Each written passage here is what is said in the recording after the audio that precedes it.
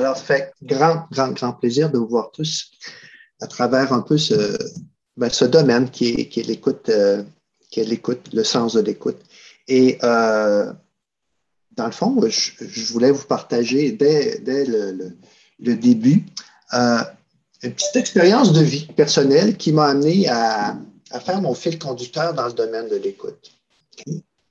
Alors, technologiquement, je vous avertis tout de suite que je vais utiliser des fines pointes de la technologie pour dire à Marie-Julie d'aller à l'autre diapositive, en levant le doigt.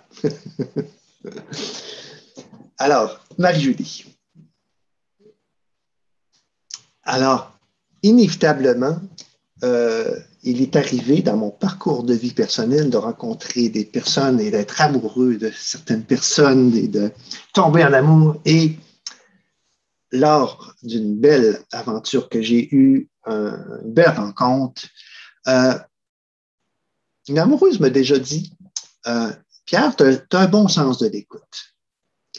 Et on dirait que cette petite graine-là a été ancrée un peu en moi, puis non pas de côté la prétention pour être un bon écoutant, parce qu'on a toujours à apprendre dans ce domaine, mais en même temps, cette petite graine-là a fait quelque chose. Elle a fait quelque chose dans le sens que ça m'a interrogé pour dire, ben Pierre, tu pourrais faire quelque chose de cette petite graine-là et de cette capacité-là. Et ça m'a amené à une expérience d'aller exploiter un peu ce sens de l'écoute dans un centre d'écoute qui s'appelle TELaide Québec. Et à ce moment-là, lorsque j'étais à TELaide Québec, ben c'est là que j'ai comme saisi tout le sens que pouvait avoir l'écoute active. Et c'est drôle parce que à partir de ce moment-là, ben, le sens d'écoute a vraiment changé. Puis oui, c'est une formation, je pense, qui nous amène un ingrédient de plus. Et probablement dans l'auditoire, vous savez de quoi je parle quand on est moins sur le sens de la réaction et de la solution facile à apporter quand quelqu'un nous confie un petit élément. Et que, quelque part, quand on côtoie des personnes qui vivent, que ce soit un deuil, que ce soit une espèce de difficulté personnelle, ben, qu'on se sent un peu impuissant et qu'on se sent des fois inadéquat quand on accompagne une personne. Et c'est là que, par la formation à TELaide, que j'ai appris ou que j'ai comme remis en question le beau commentaire que j'avais reçu pour dire « Hey, j'en ai encore à apprendre du côté de l'écoute active parce que c'est jamais fini et c'est comme un défi personnel qui est constant. » Alors, à partir de là, ben, c'est drôle parce que, bon, la vie m'a conduit à faire de la direction à TELaide. Puis là, je sais pas, je suis pas dans les diapos qui sont en cours, mais je suis rendu au fait que l'écoute active a pris une place importante et ben, ça m'a amené à TELaide et ça m'a amené à connaître l'ampleur que ça pouvait avoir. L'ampleur pour dire au Québec, hein, on a un ensemble de centres d'écoute et c'est assez colossal de voir que ce mouvement-là, c'est plus de 1000 bénévoles qui ont des parcours personnels, qui se sont pliés, qui sont comme mis volontaires à aider les personnes et à devenir écoutants. Écoutants dans le sens de porter attention à ce que l'autre vit et de faire qu'il y a une résonance peut-être plus humaine à travers un peu des parcours, parce que vous savez bien que le mot écoute est galvaudé à certains sens et que parfois on entend que nos services bancaires et que les services de réseautique, si on peut parler des services publics, ben, sont tellement à l'écoute de nos besoins. Ben, il y a un sens humain qui demeure quand même peut-être défaillant et que l'ensemble des services d'aide téléphonique à l'écoute ben, sont là pour vraiment nous apprendre que l'expression est importante, mais d'être reçu est aussi important. Et à travers un peu mon expérience personnelle, j'ai découvert que ben, les individus peu importe notre parcours, ben, il y a des dimensions des fois qui sont difficiles à dire à nos proches et que par cette façon de communiquer, hein, ce service d'aide-là qui est confidentiel, ben, nous permet d'aller dans des zones un peu plus ombragées de nous-mêmes et de pouvoir les partager à des gens qui sont capables de bien nous entendre puis de donner un brin d'empathie, et ce n'est que beaucoup d'empathie. Et ben, il y a 23 centres d'écoute au Québec. Et puis, c'est quand même 140 000 appels téléphoniques par année qu'on reçoit. Et quand on parle d'appels téléphoniques, ben, des fois, ben, c'est des appels de toutes sortes et c'est des appels qui sont significatifs dans ce que les gens traversent. Alors, pour vous dire que dans l'historique des évolutions, hein, juste pour faire, je vous endormirai pas ce matin en faisant toute l'historique, mais en même temps, je trouve ça intéressant de vous montrer que TELaide, entre autres TELaide Montréal, a été dans le premier centre d'écoute qui ont été à l'origine au Québec, hein, de nous amener un vaste mouvement. Et à l'époque, en 1970-71 environ, ben, TELaide est né, puis ça a amené une escalade, et puis une bonne escalade de services qui se sont développés à partir de là, et plusieurs ont emprunté ou ont utilisé le nom TELaide dans différentes régions, mais il y a des services d'aide téléphonique également qui font de l'écoute généraliste et qui sont répartis sur le territoire de Québec.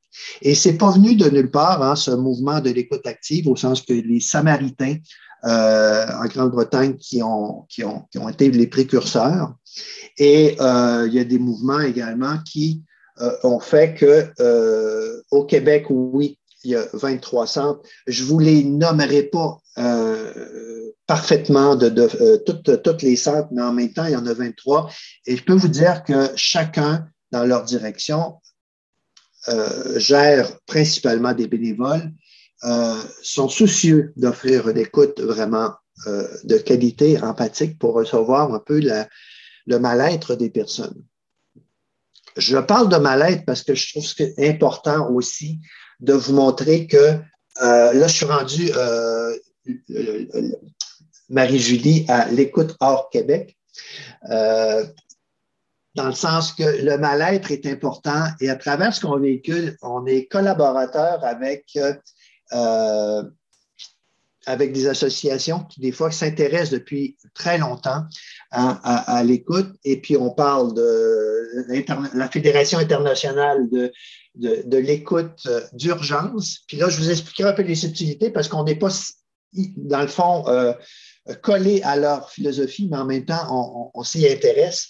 Il y a l'international aussi, l'Association internationale qui font de la recherche dans le domaine, qui s'intéressent beaucoup à ce volet-là et puis qui nous alimentent par toute l'historique qu'ils ont. Il y a bien sûr le côté francophone où SOS Amitié, c'est un vaste réseau aussi de 47 centres d'écoute en France. Et il y a bien sûr Télé Accueil en Belgique, c'est environ, je pense, 6 à 7 centres d'écoute répartis sur le territoire de Belgique. Je reviens sur le côté aide, si on peut dire, morale et le mal-être pour vous glisser que là, je suis rendu à l'écoute et des services d'aide téléphonique. On est des collaborateurs, puis je pense que l'historique a fait que nous avons été précurseurs dans certaines zones de services d'aide téléphonique, mais en même temps, l'histoire au Québec a fait qu'il y a des services qui se sont ajoutés et correctement ajoutés, dont je pense tout le réseau des centres de prévention du suicide qui sont bien sûr complémentaires, puis complémentaires pas dans le sens de dire qu'ils sont plus ou moins importants, mais qu'ils garnissent la gamme de services au Québec dans l'écoute téléphonique et dans les services plus spécialisés. Et je trouve ça important de dire que nos services ne sont pas des services de crise, mais en même temps sont là pour le mal-être des personnes dans les zones où il est difficile de s'exprimer.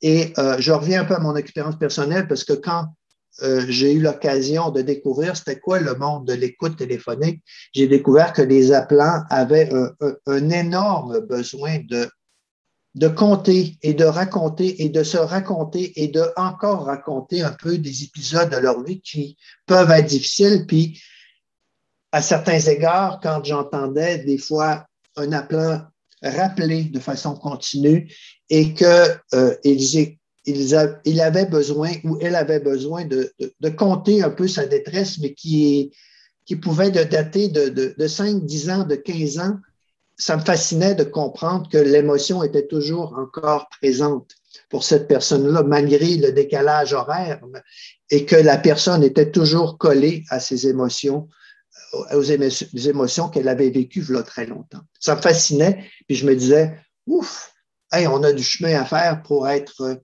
je dirais, patient par rapport aux personnes qui nous racontent des fois les mêmes histoires, mais qui sont encore dans leur état émotionnel.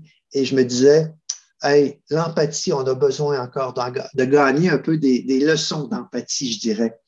Et c'est cette zone de confort que je dirais que cette zone où nos centres d'écoute, je pense, sont encore très soucieux à être empathiques devant les appels qui nous arrivent et qui ont besoin de façon continue d'être présents, respectueux devant leurs différences, devant leur caractère singulier, parce que chaque appel correspond à un besoin particulier.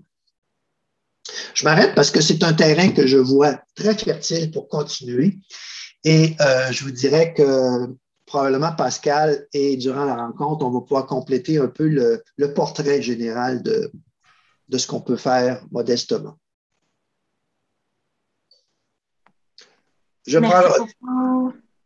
Merci beaucoup, Pierre. Merci pour cette présentation. J'ai vraiment l'impression que c'est comme une mise en bouche, que ça donne tellement envie d'en apprendre davantage et surtout d'en pratiquer davantage. Alors, je donne un 5-10 minutes à nos participants pour poser des questions à Pierre par rapport à l'écoute active. Est-ce qu'il y a des réactions, des impressions? Est-ce qu'il y a des questions spécifiques? Donc, vous pouvez, on coupe le partage d'écran, puis on revient un petit peu tous ensemble. Vous pouvez choisir l'option intervenant, speaker, ou alors vous mettre en galerie pour apprécier la beauté, la diversité des visages qu'on a dans notre grande salle virtuelle ce matin ou cet après-midi pour ceux qui nous suivent en Belgique et en France. Donc, si vous avez envie de poser une petite question par le chat, ça peut être par le chat.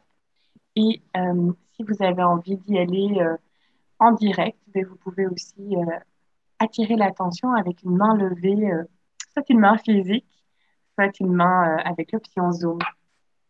L'écoute active, est-ce que vous avez des questions, des commentaires ou des réactions par rapport à la présentation de Pierre?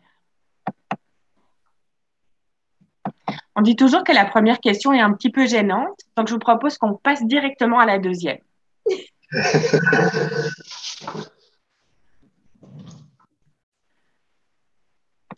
Pascal, je vais peut-être...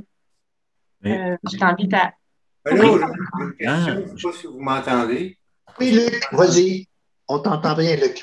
Merci. Alors, Luc Vigneault, aujourd'hui, je suis ici pour l'association Vox Québec, qui est l'association des personnes vivant avec un trouble de santé mentale au Québec. Anciennement, on s'appelait les porte-voix du rétablissement. Bref.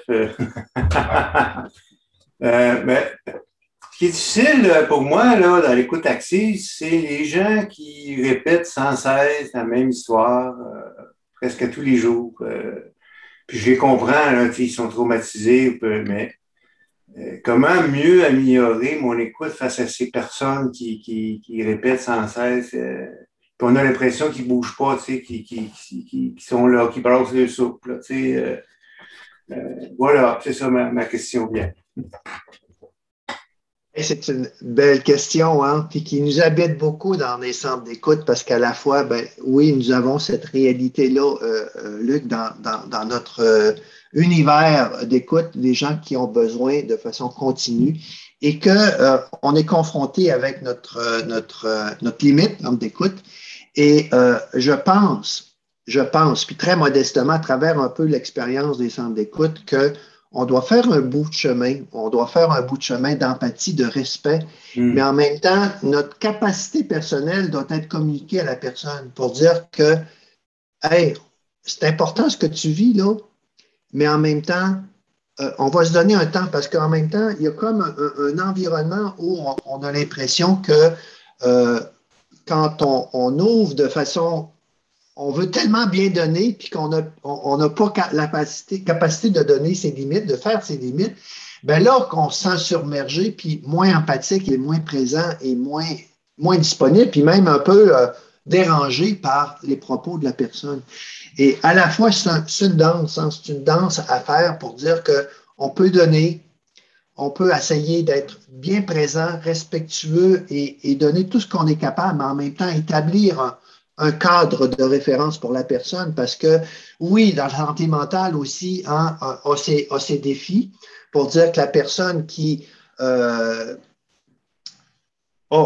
ses limites aussi, et elle doit comprendre, elle doit se moduler aussi à toi ou à la personne qui a ses propres limites. Et je pense que c'est un service à se rendre soi, puis à l'autre aussi, d'établir un cadre de référence. C'est non professionnel, mais c'est plus expérientiel là, que je te. Oh, oui, j'adore ça d'ailleurs. Merci beaucoup. J'aime bien l'analogie que la danse, hein, on donne et on reçoit. Ouais. C'est nourrissant aussi. Voilà. Merci beaucoup, Luc. Pascal, je vois que tu as levé la main. Je t'invite à ouvrir ton micro puis à nous partager ta question ou tes impressions. Et on ira après chez Ernst. Bien, merci, Marie.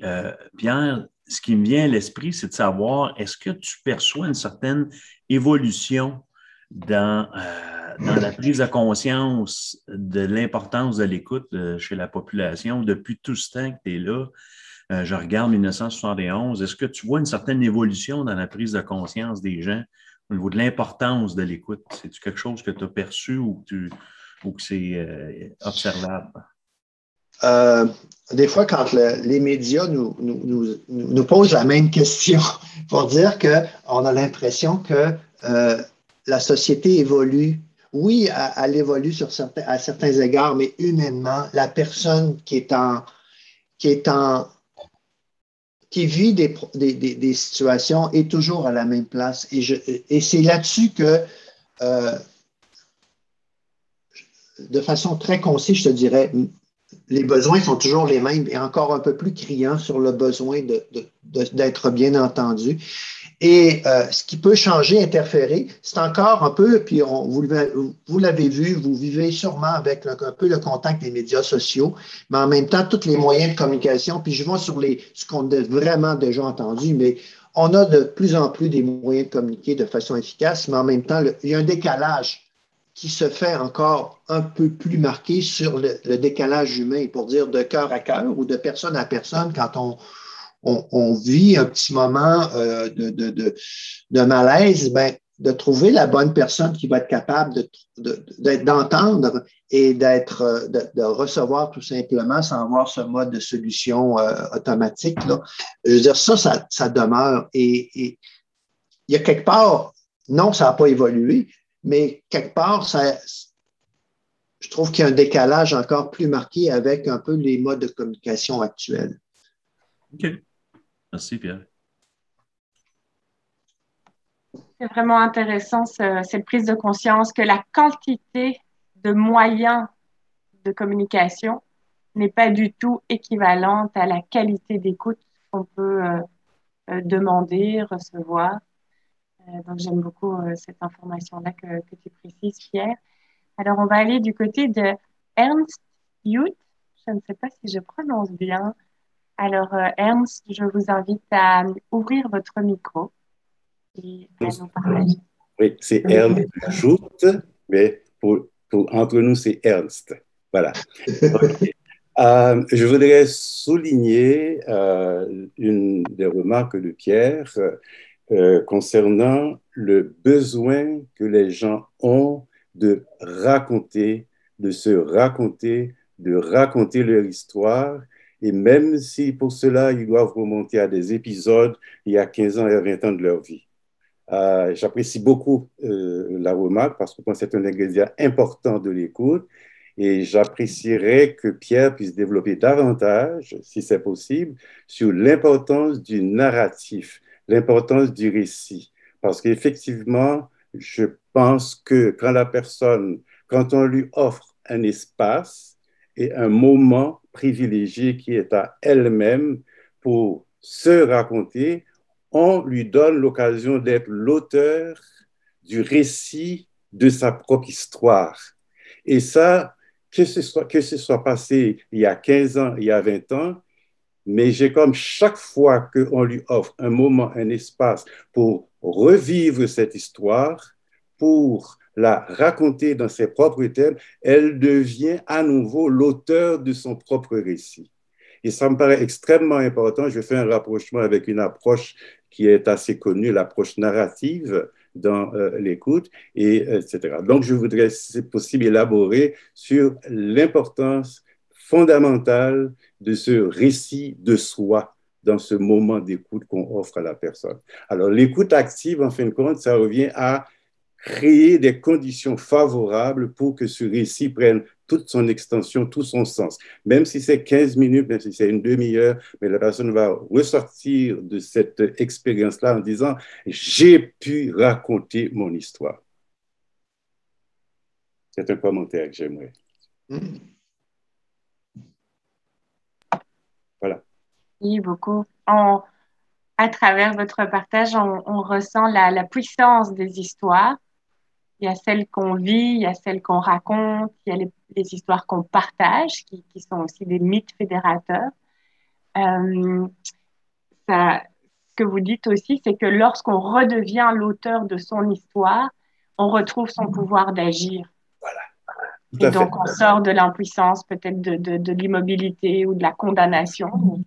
On peut se réinventer. Voilà, tout à fait. Le lien est tout à fait explicite. Et puis, vous piquez ma curiosité. Auriez-vous la gentillesse de nous dire si vous représentez un organisme ou si l'écoute active a une place prépondérante dans votre vie ou dans votre activité professionnelle? Bon, alors oui, je ne représente pas un organisme en tant que tel, mais je suis bénévole à l'écoute au centre communautaire Carrefour-Le-Moutier. Et puis, bon, j'ai le privilège d'être aussi sur le conseil d'administration. Mais je ne parle pas en tant que représentant du Carrefour-Le-Moutier. C'est comme quelqu'un qui veut partager mon expérience d'écoute, de bénévole à l'écoute. Merci, c'est très apprécié. On plongera dans ce sujet passionnant avec Pascal Champagne tout à l'heure. Alors, je vois aussi, merci beaucoup, Ernst. Je vois la main de Samira Lebali qui est levée. Samira, je vous invite à ouvrir votre micro et à faire votre partage. J'ai vu passer votre inscription, puis je suis heureuse que vous soyez là en direct avec nous. Merci beaucoup. D'abord, je remercie tout le monde. Aussi, je suis très contente d'être parmi vous aujourd'hui parce que l'écoute active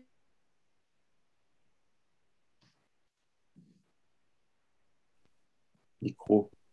D'accord, merci beaucoup.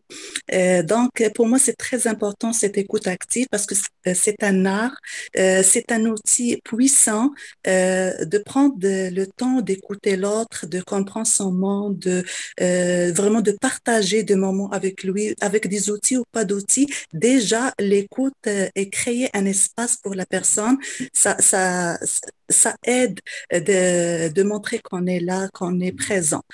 Donc, moi, je suis une travailleuse autonome, coach en développement de l'intelligence émotionnelle, et j'ai beaucoup apprécié le point de Monsieur Pierre quand il a dit que la personne raconte son histoire. Souvent, ça veut dire derrière ça, il y a une émotion qui est là encore, qui veut parler de cette émotion, de le raconter aux autres, de trouver des solutions et tout. À travers l'écoute, comme j'ai dit, c'est un art et c'est ramener aussi, on devient comme un outil pour aider l'autre à écouter son histoire de nouveau avec d'autres outils ou avec une autre couleur que il va être, c'est comme il va se voir dans le miroir à travers cette écoute-là. Puis par la suite, là, c'est lui qui va trouver ses propres solutions, mais accompagné. C'est pas comme s'il va raconter à son ami ou avec dans son entourage, mais dans une place, dans un espace respectueux, avec des outils, avec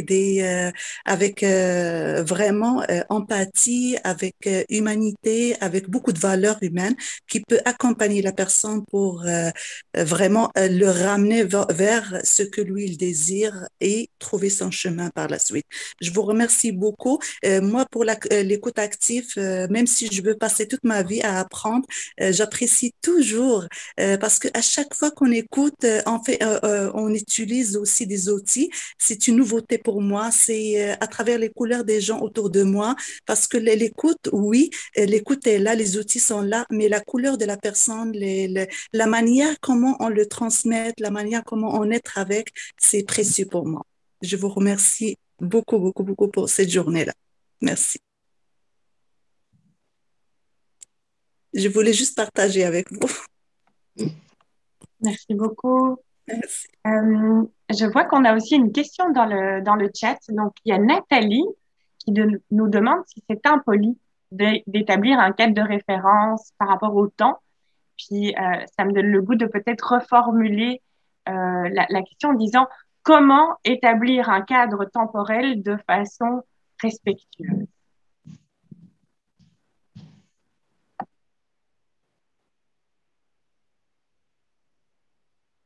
Puisque Pierre, tu aurais une ou deux astuces sur ce sujet-là, typiquement. Non, effectivement, puis je pense que le correctif ou la reformulation est plus adapté en fonction du propos. Oui.